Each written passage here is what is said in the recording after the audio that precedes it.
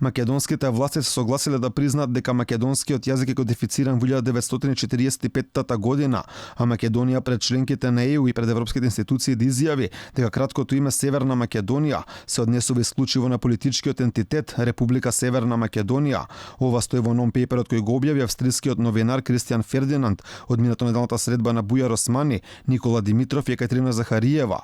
Во нон-пейперот договорен во Берлин се надополнува дека Бугарија го задржува правото во унилатерални изјава кој ќе биде анекс на преговарачката рамка да објави дека под македонски јазик го подразбира јазикот во согласност со уставот на Македонија, но ниту ваквите отстапки не доволни за источниот сосед да не го блокира нашиот пат кон ЕУ. Шефицата на дипломатијата Захариева порача дека Бугарија е подготвена да ја сноси својата одговорност за таквиот потек, но повика на одговорност и од колегите во Скопје.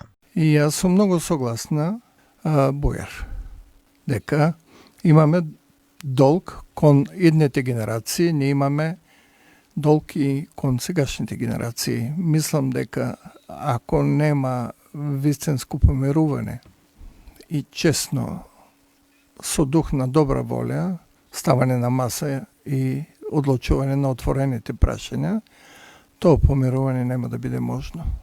Додека од Бугарија пристигнуваат пораки дека помирувањето во моментов не е можно, македонскиот министер за надворешни работи вели последните изјави од бугарска страна биле охрабрувачки. Историјата ќе биде оставена на историчарите, на академиците и тие треба да продолжат да најдат заеднички точки кои што ќе не спојат за да ни обезбедат посветла иднина за сите граѓани во регионот. Јас сум охрабрен од последните изјави на Република Бугарија по однос на правото на самоопределување и мислам дека тоа ќе биде дополнителен чекор да продолжиме понатаму во изнаоѓање на заеднички јазик. Во нон-пейперот стои дека Бугарија ќе одобри преговарачката рамка за Македонија и ќе се согласи за одржување на првата меѓувладина конференција, што сепак не изгледа така според изјавите на бугарските власти.